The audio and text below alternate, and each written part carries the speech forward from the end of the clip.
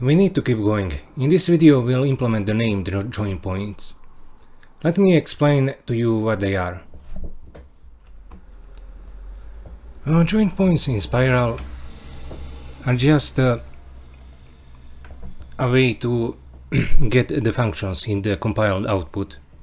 But that I mean, consider this program. We have the two join points here. And if we look at the C method, the C compile method, it results in these two functions or methods. And suppose we remove the join points, the outputs would change as well.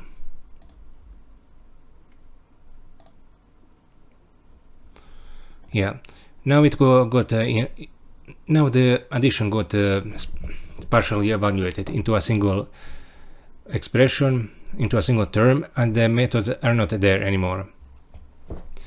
Anyway, join points in Spiral are a way to get a proper abstraction, because without the methods you wouldn't be able to have recursion or tail recursion, and you wouldn't be able to do any good kind of abstraction for that same reason. You'd have to inline everything. I mean, join points are in Spiral what regular methods are in other languages, such as C or C++ or C# or Java. Spiral is the only language that I know which really went out of its way to separate out the functions and their specialization in the output. And the main problem is that they are poorly named in the output. For example, they're named method 0, method 1, and if I had more join points, such as, for example, let f, let's move it to the top level. Control Shift, no, Alt Shift, yeah, this allows me to copy it easily. G H I. Now let's do something like F G H I. If we compile this, we get a bunch of empty methods here.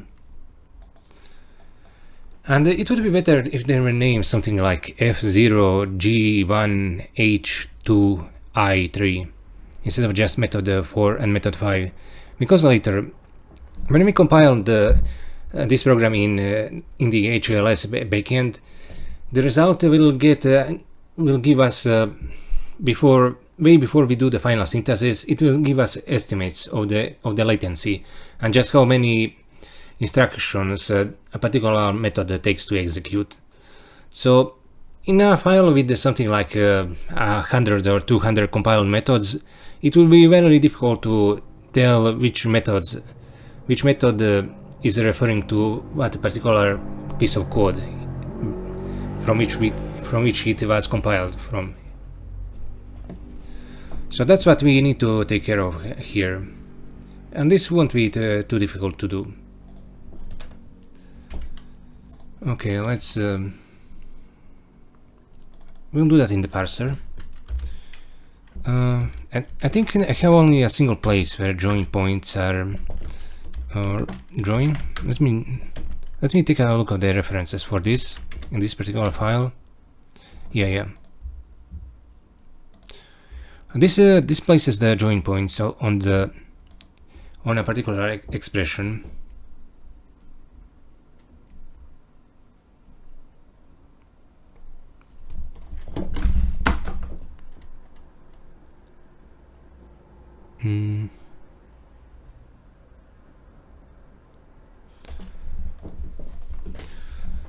Okay, we also need to drag the name into it somehow. Okay, I'll do the name like this. I'll also extend this particular case.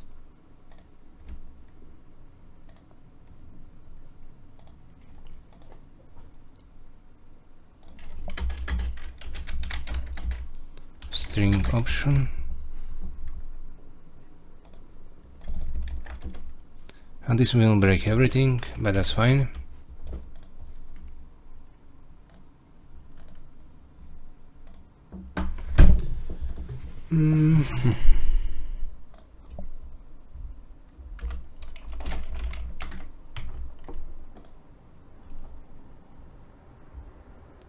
Oh, actually, no. We have to put in the name here. Right. This particular section is if the expression on the right side doesn't have a join point, something like for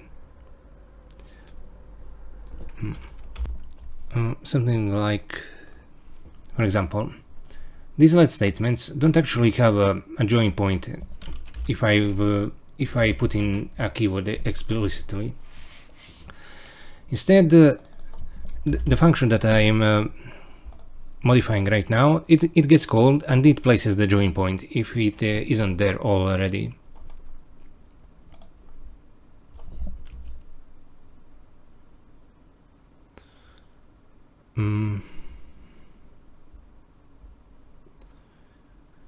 It's just how is this removing the nested join points?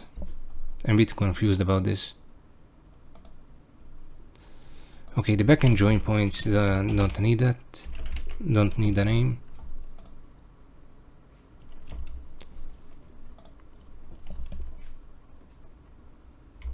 Alright, the reason this removes nested join points is because it places them. It's called to place a join point, but if it doesn't place a join point because one is already there, that in fact has an effect of removing them.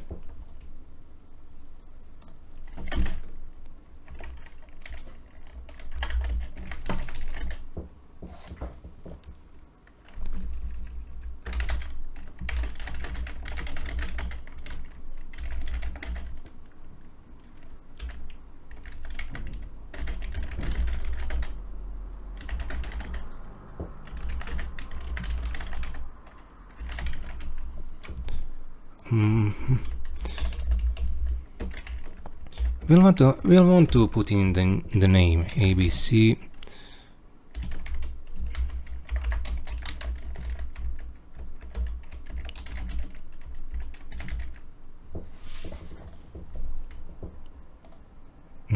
Yeah, this is good.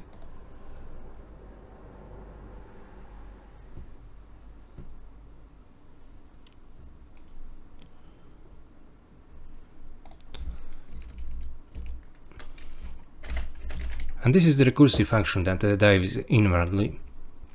For example, what this does is when you have something like a function with multiple arguments a, b, c, and this actually ends up being 3 nested functions, and the join point needs to be placed in the body of the function, so it needs to dive recursively into it before placing it. That's what this is doing. Yeah, I haven't even mentioned the for alls. It needs to dive through them as well. Okay, we'll just do this, this.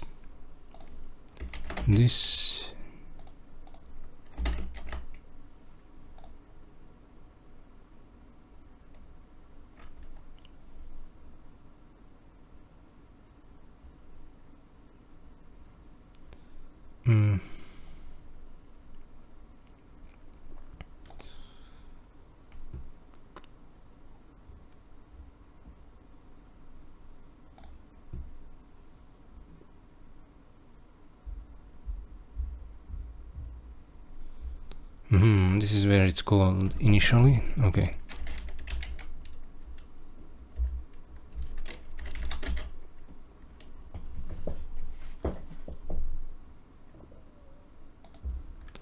Like, I mean, you don't want to.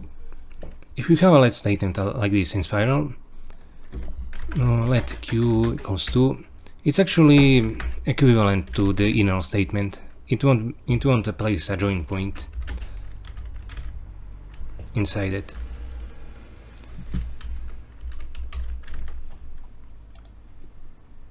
The only difference between let and inner statements in Spiral is when they have a function argument on them.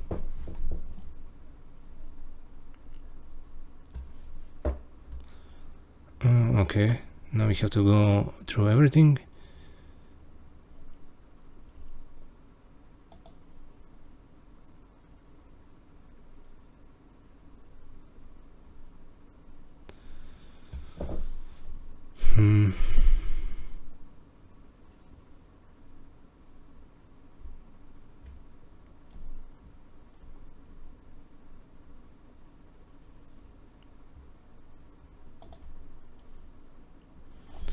Okay, well, extract the name from this pathwar.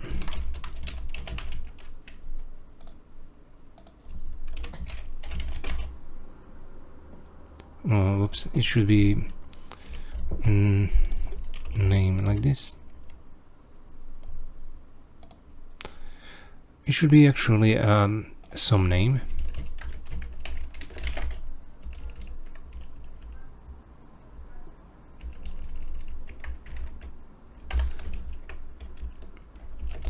In fact, let's just do the sum here. My join point name.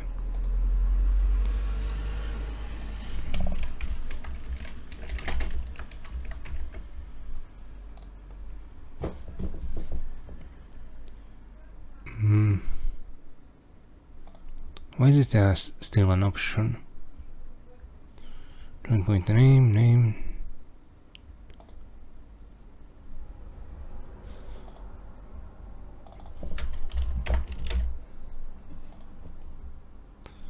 Okay, this is good now.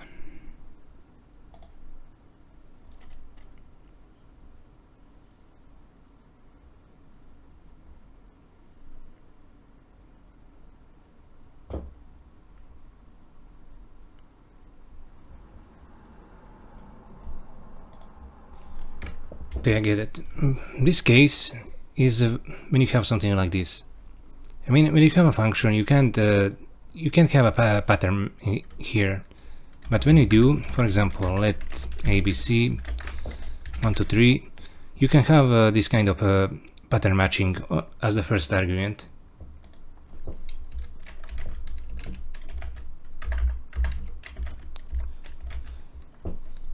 It's kind of annoying that you need to put in the suffix for the numbers. And this is a disadvantage of Spiral compared to F#. F# has by default its numbers are 32-bit sign integers, but Spiral is more like Haskell in that respect and has polymorphic numbers. And this has the disadvantage of requiring more type annotations.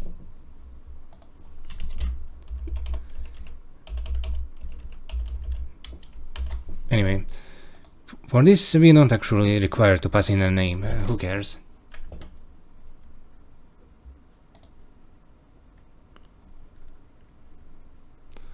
It's just, I'm going to undo the thing that I did last time. Or maybe not. String option.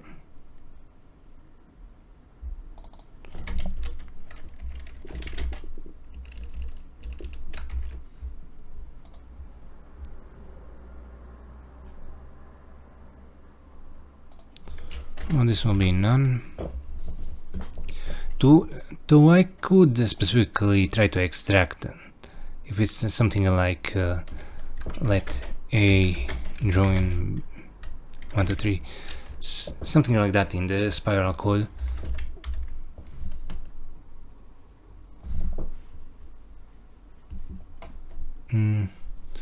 Okay, let me try it.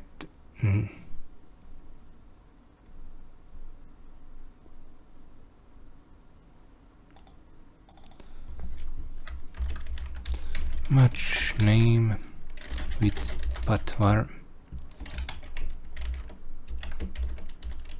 name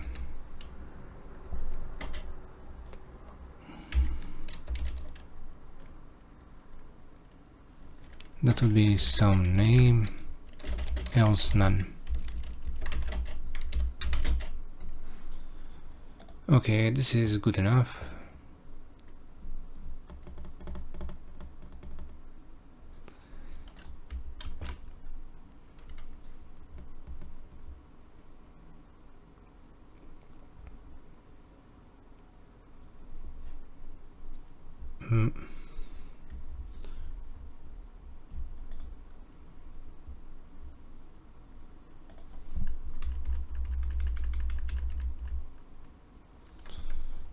There's also this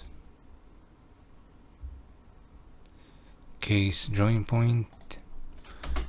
These regular join points don't require a name. I mean, we can't always name join points.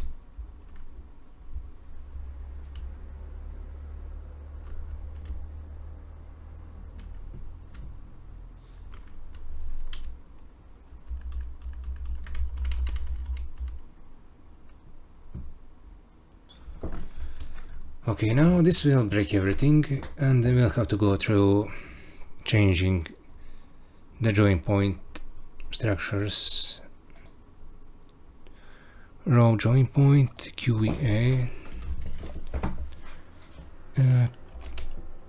maybe like this.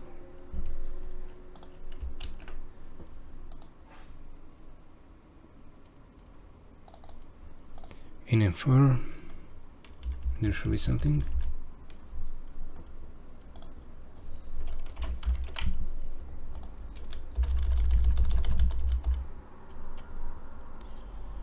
Row join point, row annotation.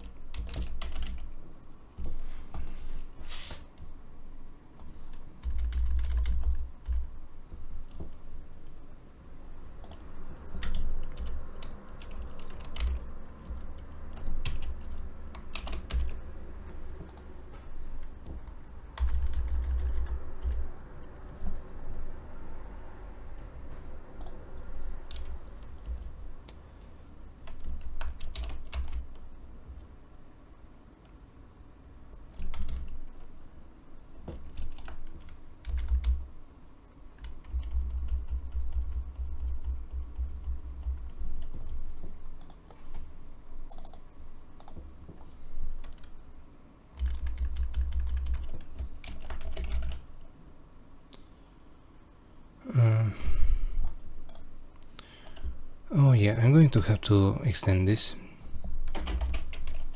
Name string option.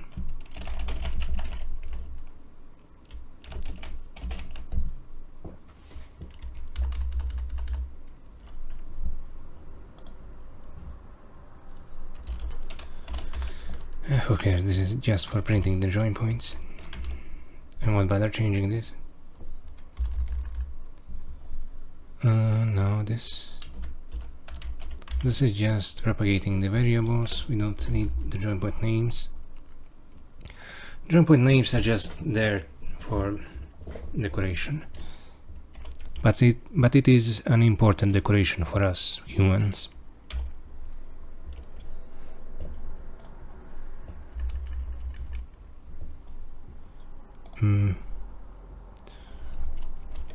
Name.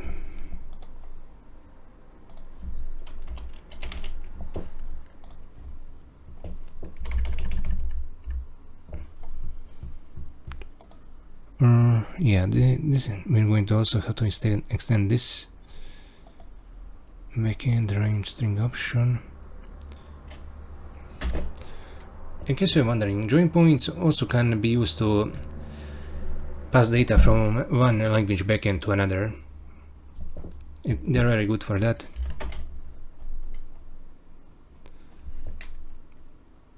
Okay, name string option.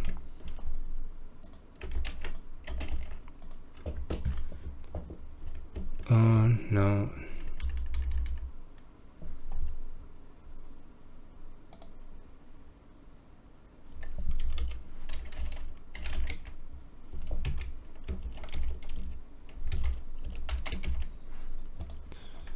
Oh, this is just the printer.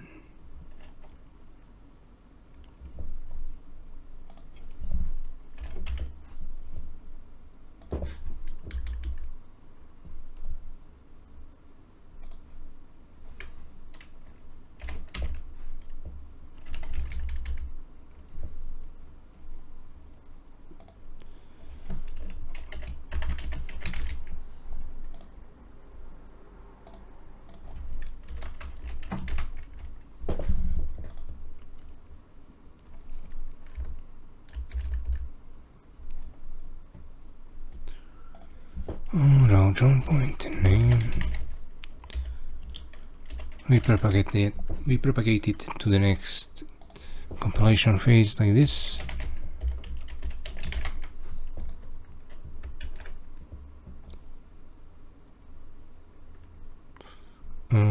Oops, not here.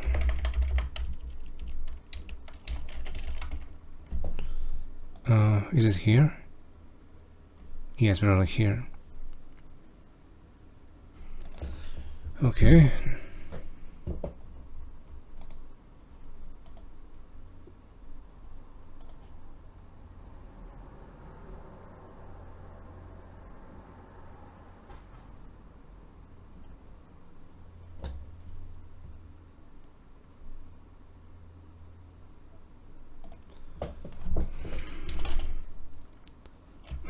Wait. Yeah, this is a. Oh yeah, this is a type join point.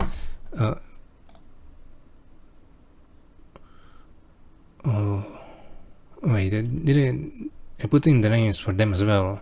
That shouldn't be necessary. T join point, E join point. Oh, I see.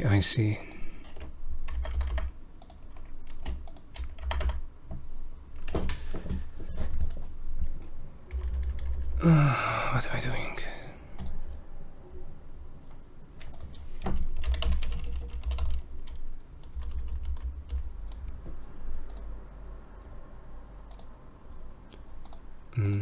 Where is the error?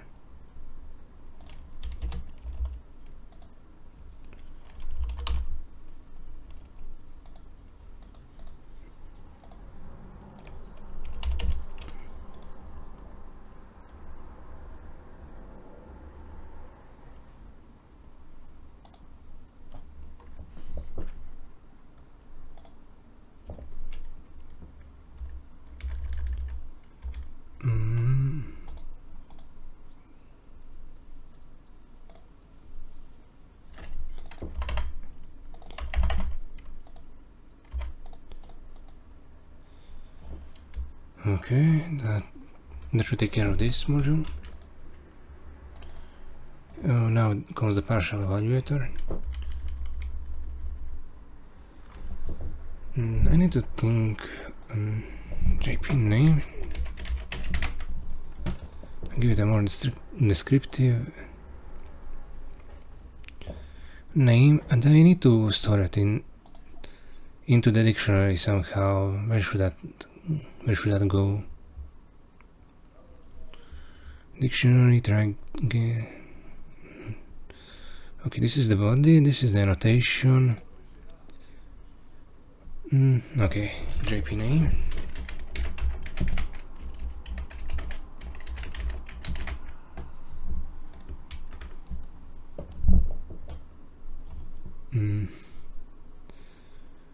Let's see.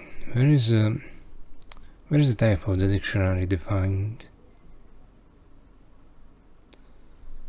We're getting it from the join point method, I think.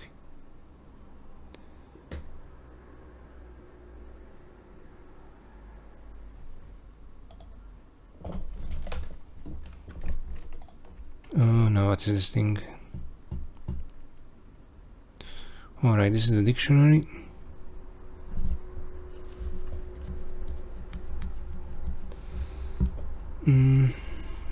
Okay.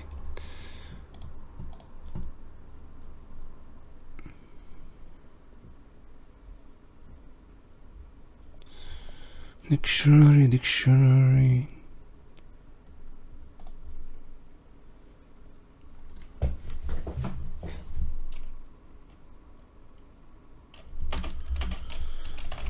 string option. Do the closures need the join point name? I'm not sure. But why not give them?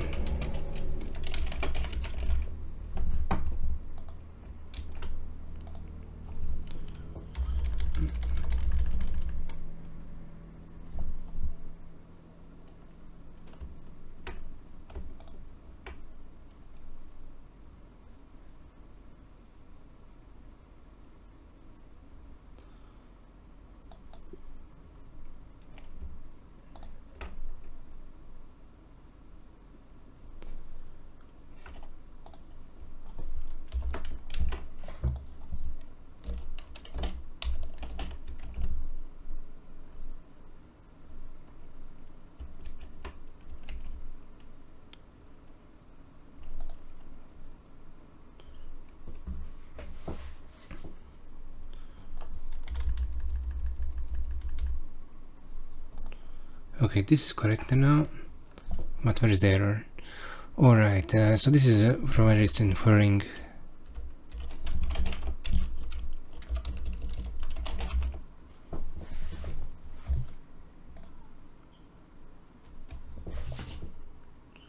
Alright, okay.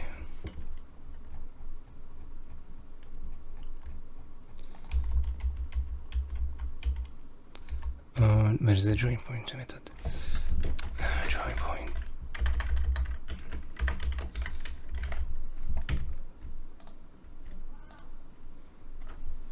I'll get rid of this type annotation here.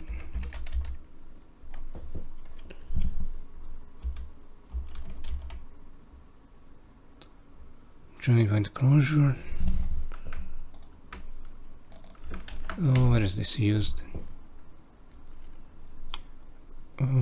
Is it matching it?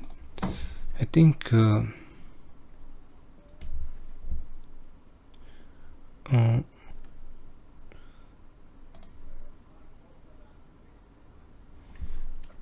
JP name.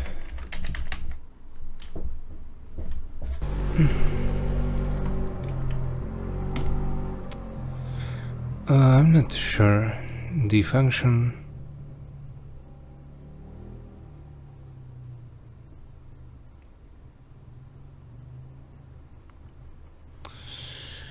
Alright, closures can have nested functions. No, we can't pass them the name so easily.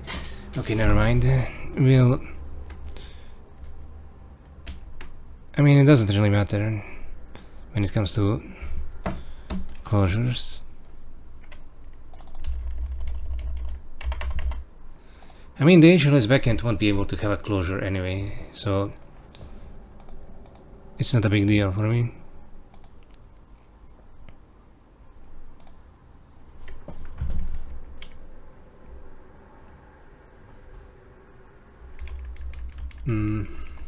Okay, so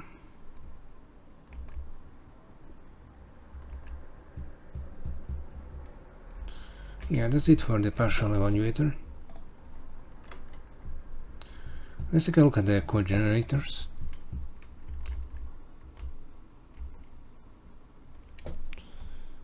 Some range, sorry.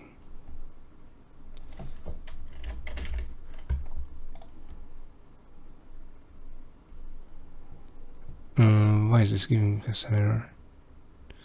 Join point closure. Didn't I edit this? But I forgot to save it.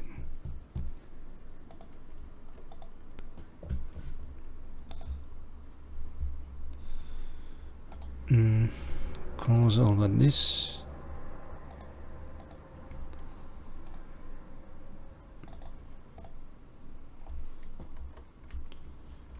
Oh, now we can just... I won't bother implementing the join point names in the Python and the F# backends. And in fact, okay, I should leave the error here just so I know where I need to do things.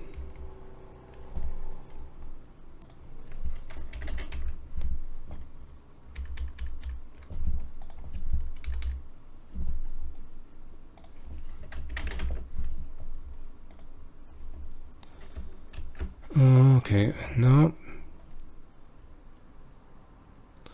we need the name,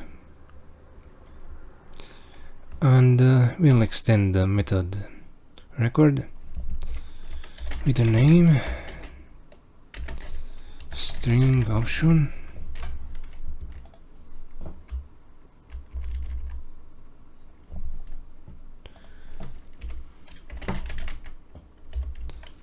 name equals name.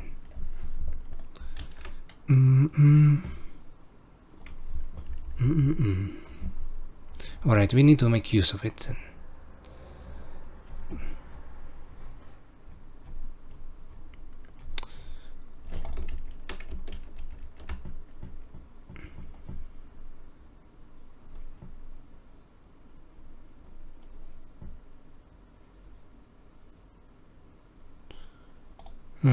Fun name.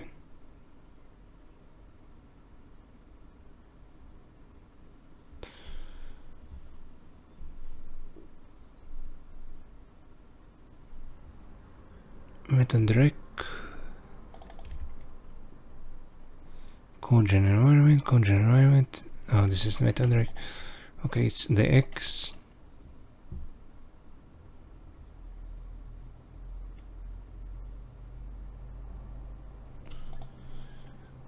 Oh, this is the font name.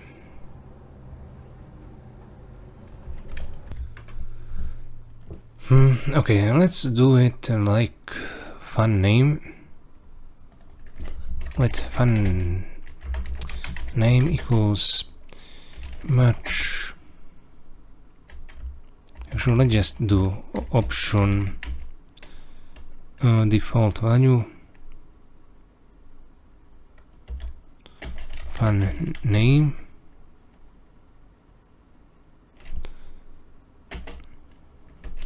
X name.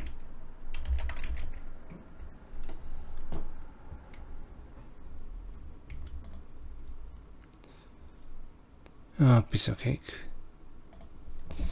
And this should be all that we need to implement the join point names.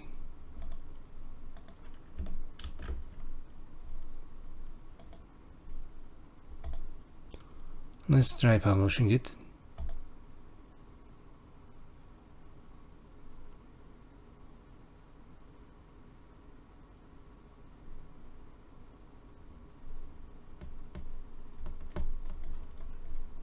Alright, we need to close the extension first.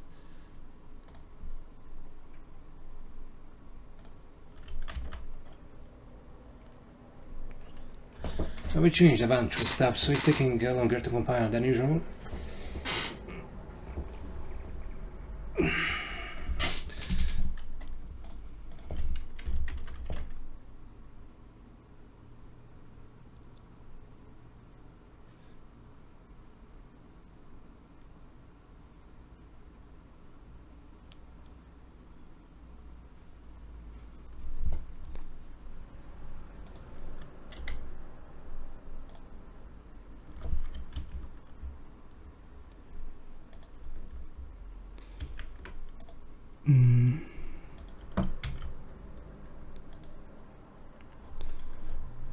Variable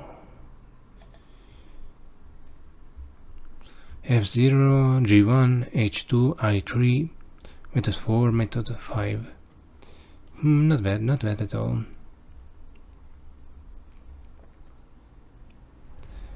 Maybe it wouldn't also be bad to put in some kind of, an underscore between the number, but it's not a big deal.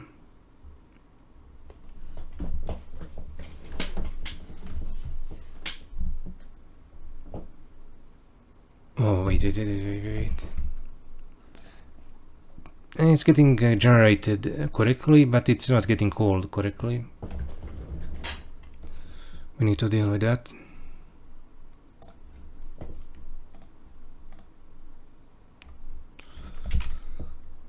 Method. Is this thing here?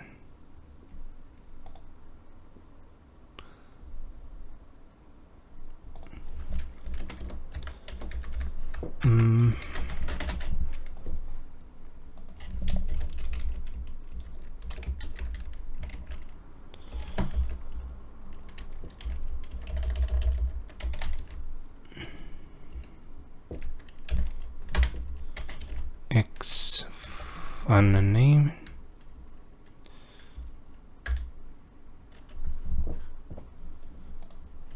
And we'll do the same thing as before, which is, you know, the thing with the options. Option default value method.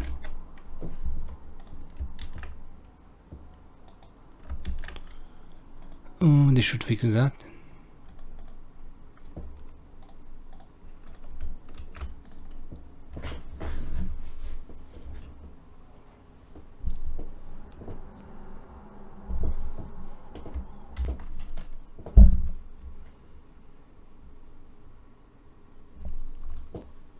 Oh, now let's try it out.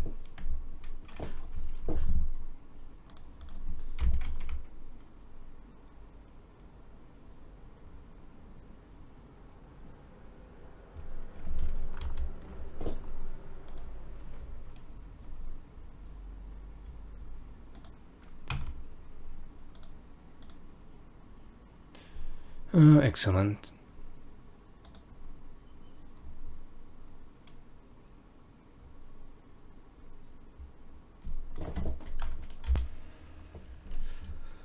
Oh, that's it for this video. As you can see, this feature wasn't hard to add to the language. We got it in a snap.